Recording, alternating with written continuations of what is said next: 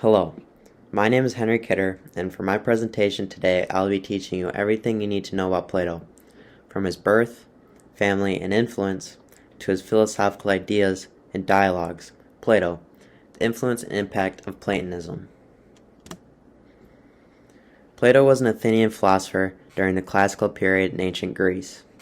He was the founder of the Platonist school of thought and the Academy, which was the first institution of higher learning in the Western world. Plato is often considered a pivotal figure in the history of ancient Greek and Western philosophy, along with his teacher, Socrates, and many students. His name Plato was only a nickname, with his given name being Aristocles. He was a wrestler and was given the nickname Plato by his wrestling coach because of his broad shoulders and chest. Plato is also well known for innovating the written dialogue, and his most famous contribution to philosophy, his theory of forms, which I will be going into more depth later in my presentation. Little is known about Plato's early life. What is known is that he was born into a very wealthy and politically active family in Athens around 428 to 427 BC. His parents were Ariston and Peristion. Peristion, his mother, was related to the famous Athenian lawmaker and poet Solon, who was one of the seven sages. Ariston, Plato's father, along with Peristion, claimed to trace their ancestry back to Poseidon. He also had two older brothers and a sister. In the next few slides, I'll be explaining important background information to help better understand Plato, including Athens in the 4th and 5th centuries, religion and poetry in Athens, and intellectual innovations. These slides are important in understanding the conditions Plato grew up in, whether it's politically, socially, or economically. Athens was an independent city-state. Its economy, like many other Greek city-states, relied heavily on agriculture, with slaves making up most of its workforce. Slaves were usually either prisoners of war, captives by pirates, or their descendants. Slaves, along with women, had very little rights and lived under control of the male heads of the households. This meant that only free males were truly considered citizens. Many of the public institutions that we take for granted today, such as hospitals or law enforcement, did not exist in Athens during this time. It was also not uncommon for men to have relations with other men or children in Upper Athenian society, which is an important backdrop to many Platonic dialogues. Where Athens differed from other Greek city-states was their democratic form of government. Every year, men from the highest economic classes were chosen as magistrates, either by lot or election. These magistrates exercise authority in military and civic matters. This assembled the political leadership of the polis. The assembly had the power to hear debates and vote on domestic and foreign policies. 50 men each year were chosen to make up the Council of 500, who would prepare assemblies and essentially run the government. All citizens in Athens were able to attend and scrutinize meetings of the assembly. The courts in Athens, which tried cases ranging from murder to treason, was made up of about 250 men. All citizens were eligible to be on the court. Democracy through this time survived, but not without struggles. There were many coups and many moments where it seemed democracy would not last. During these times, Athens gained a lot of critics towards democracy, one of those being Plato.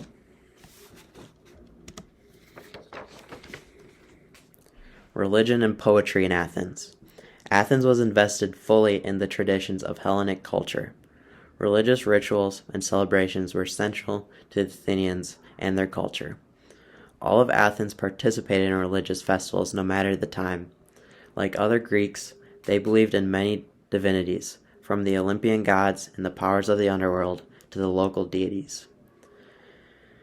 They believed the welfare of their society was in the hands of these gods. There were also plenty of mystery cults who had their own deity. Unlike religion today, Athens had a lack of orthodoxy. They didn't have any certain text they followed. Instead, they relied solely on their basis of belief, myths, and tradition. Like religion, poetry was very important to the Athenians. The most popular poetic works were the Iliad and Odyssey, both written by Homer.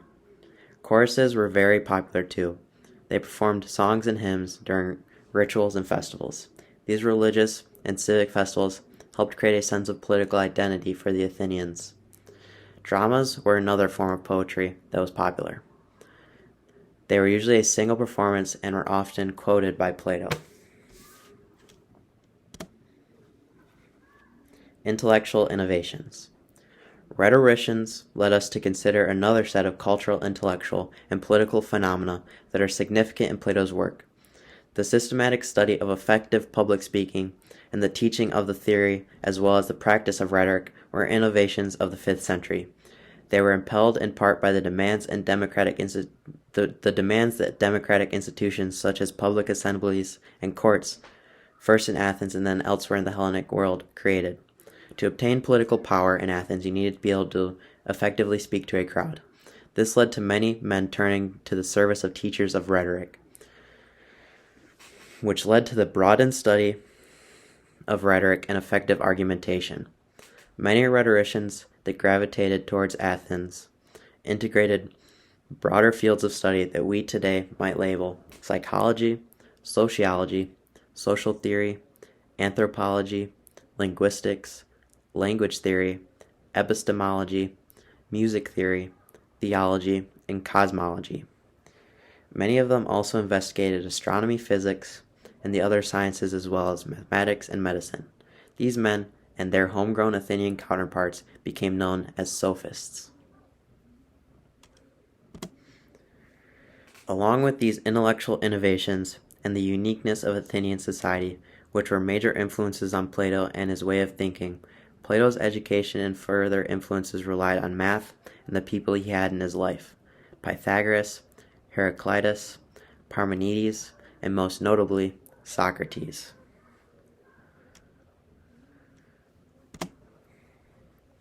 The first I'll talk about is Pythagoras. The influence of Pythagoras among Plato, or in a broader sense, the Pythagoreans, appeared to have been significant. It is said that Plato learned all things Pythagorean. Pythagoras held that all things are number, and the cosmos come from numerical principles. He introduced the concept of form as distinct from matter, and that the physical world is an imitation of an eternal mathematical world. Plato's influence is apparent through his work, and it is known that they have shared ideas such as the idea that mathematics and abstract thinking is a secure basis for philosophical thinking. Next is Heraclitus and Parmenides. Both Heraclitus and Parmenides departed from mythology and began the metaphysical tradition, which is the study of being, identity, and change, that strongly influenced Plato. Surviving fragments of Heraclitus's writing suggest the view that all things are changing or becoming. Parmenides had an opposite viewpoint. He suggested that all things are changeless and permanent.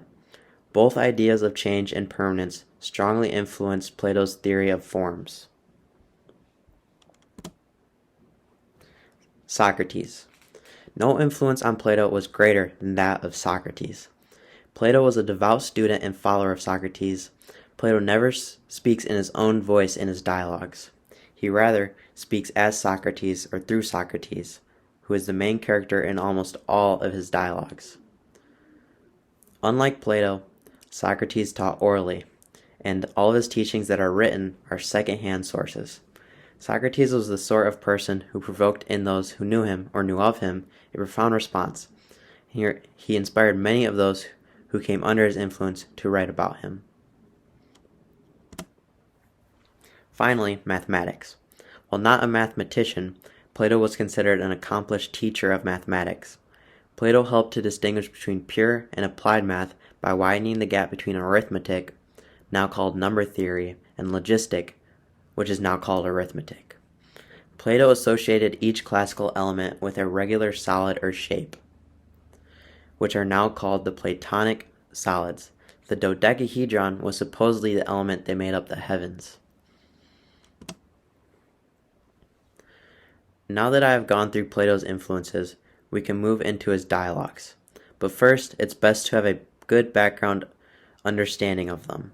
A feature of Plato's writings that makes him distinctive among the great philosophers and colors our experience of him as an author is that nearly everything he wrote takes the form of a dialogue. Plato's dialogues do not try to create a fictional world for the purposes of telling a story, as many literary dramas do, nor do they invoke an earlier mythical realm. They are instead philosophical discussions among a small number of characters, many of whom can be identified as real historical figures, and often they begin with a depiction of the setting. Plato's dialogues form a vivid picture of his social world, and aren't events that happened, but were rather inspired by events that Plato lived through or learned of.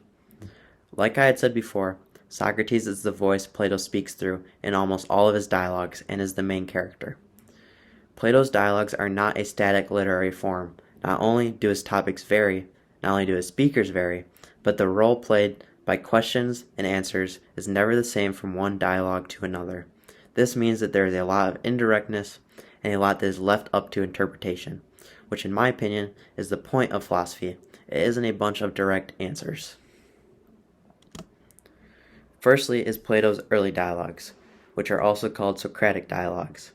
In the next few slides, I'll talk about Plato's characterization of Socrates, apology and its significance, and finally, the main ideological position of these early dialogues.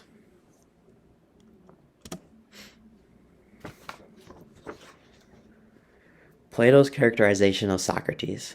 In the early dialogues, Socrates is represented as extremely agile in question and answer, which has come to be known as the Socratic method of teaching.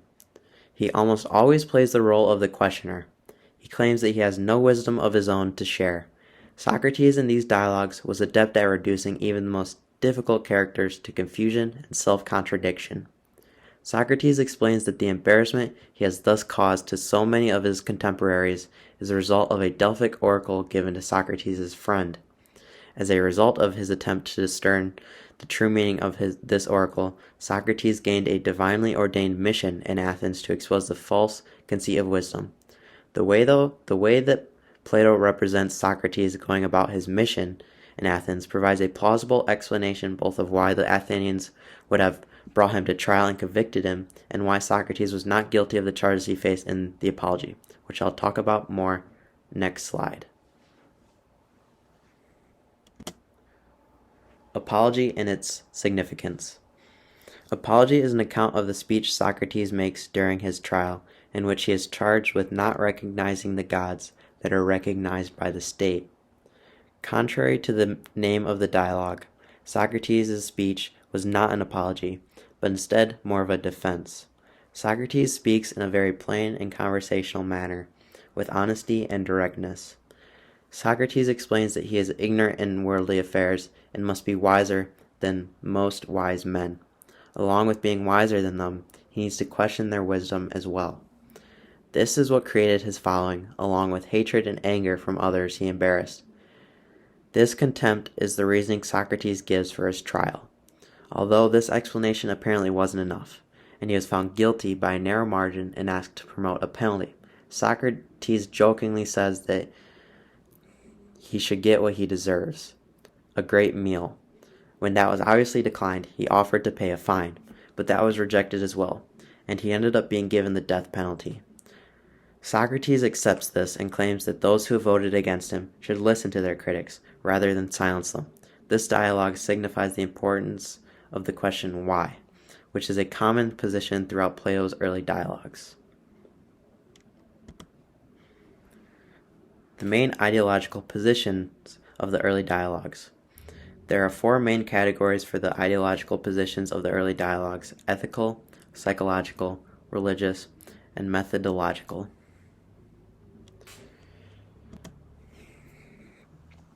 The first being ethical. The main ethical viewpoints during Plato's early dialogues are a rejection of retaliation, the claim that doing harm to someone harms one's soul, the soul being the most precious to one, along with what is called eudaimonism, that is, that goodness is to be understood in terms of conductiveness to human happiness, well-being, or flourishing, which may also be understood as living well or doing well. The final main ethical position is that virtue is good by itself, and there is a unity among these virtues. The main psychological viewpoints are that all wrongdoing is done in ignorance because everyone inherently only desires what is good, and that everyone believes in certain moral principles. These first viewpoints or positions show how Plato first classified his early dialogues and what he believed about his philosophy during this time.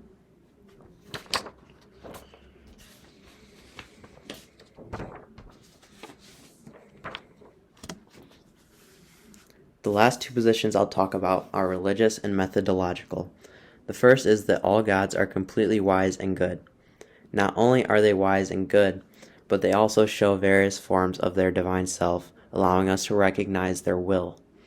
Socrates, throughout his life, has felt a divine good, which opposes him when he is about to do something wrong.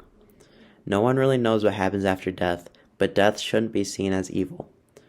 Finally, you need to have a knowledge of ethical terms to have reliable judgment.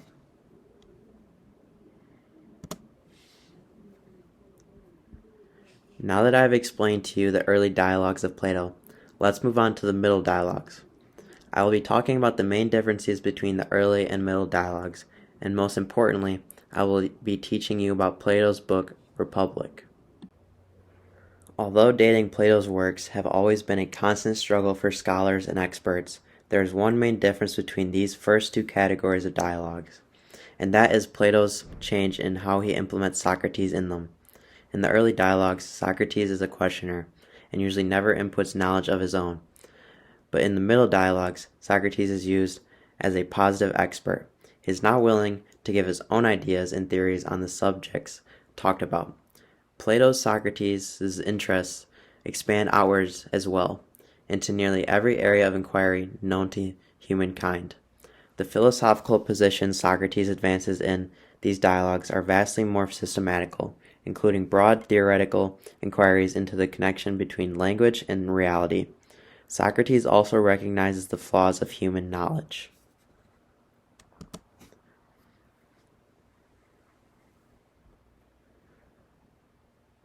One of the main texts in Plato's middle dialogues is Republic. Throughout the next few slides, I'll be explaining the key elements and themes of this text, the first being immortality and reincarnation, arts and poetry, morals, Platonic love, and finally, one of Plato's most famous contributions to philosophy, his theory of forms. Immortality, reincarnation, and morals. Plato states that our souls are immortal and existed before our birth. This is because souls are reincarnated after you die. According to Plato, this means that all knowledge is recollected from prior existence. Plato also states that these immortal souls have three parts. Firstly, a rational part. This rational part, or reason part of the soul, is where the love for truth comes and is the most important part to the soul. The second is the spiritual part. This is where the love for honor and victory comes from. Finally, the last part is the appetitive part, which desires food, drink, and sex. The spiritual and appetitive parts can be seen as a moral weakness, and even if not just, can override your rational part of the soul. Arts, poetry, and Platonic love. Plato is a huge critic of arts and poetry in the Republic. He claims that poets lack wisdom and should be censored. He also states that fine arts lack rationality.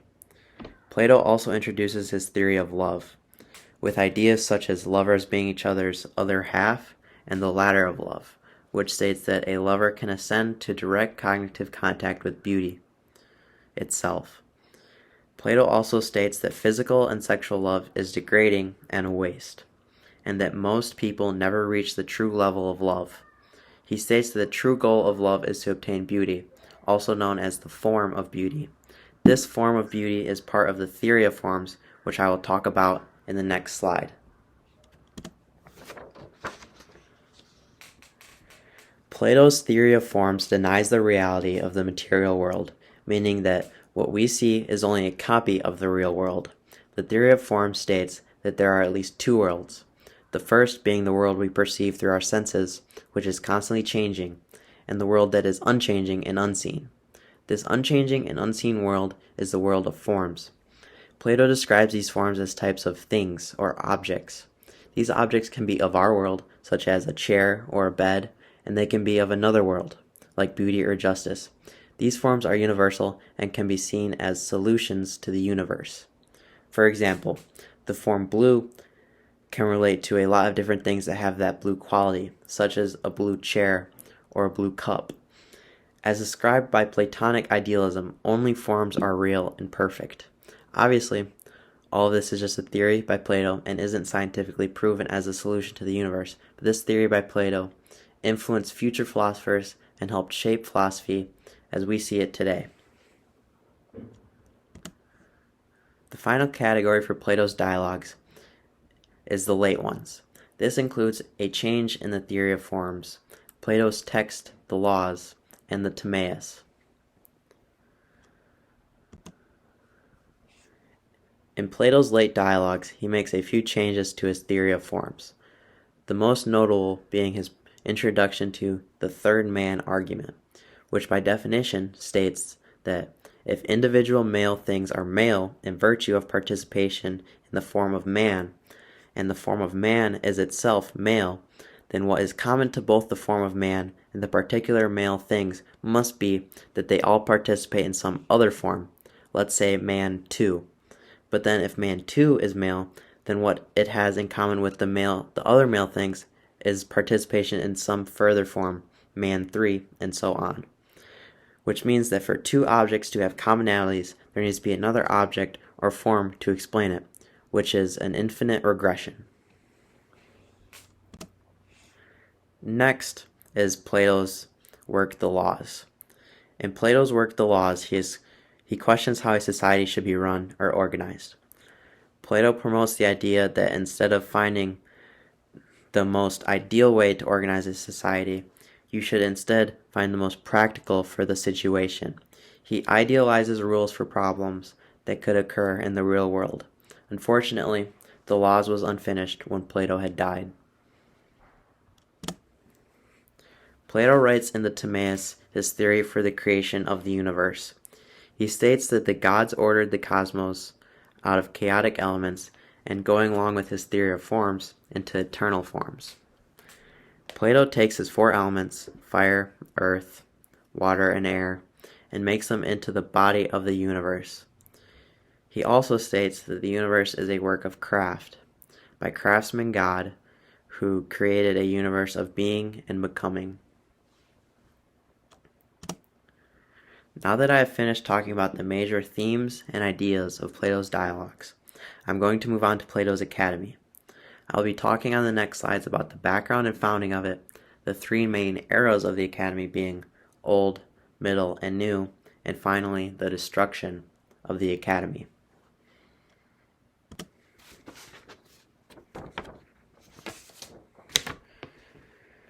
The land that Plato used to start the Academy was inherited. He named it Academy because originally the land was owned by a man named Academus, who was named after an ancient hero in Greek mythology. The Academy was open to the public. You didn't have to pay to participate in the teachings. Although the majority of the students were male, there are accounts of a few females who learned under Plato. The Academy was different than other schools in that it didn't follow the usual curriculum. Instead, they learned everything Plato. This meant philosophy, math, and observational science. The Academy is broken up into three different eras, with different leaders or scholarchs for each one. The Old Academy scholarch being Plato, the Middle being Arcesilaus, and the Old being Lycidas. There were also 5 divisions in the Academy. Depending on the division you were in, you had certain powers to make decisions for the Academy. There were many changes throughout the Academy's life, but one thing that always was prevalent was Plato's influence and teachings. During Sulla's siege of Athens, the Academy had been destroyed, along with the majority of the city. Unfortunately, the combination of this and the death of the current scholar at the time, Philolaus, brought an end to the Academy, but not an end to Plato's influence. Plato spent the latter of his life in the academy. Although before this he had become entangled in the politics of Syracuse, that turned sour for him, and he returned back to the academy, where he lived out the rest of his life. He is said to have died at the age of 81, on the same day of his birth.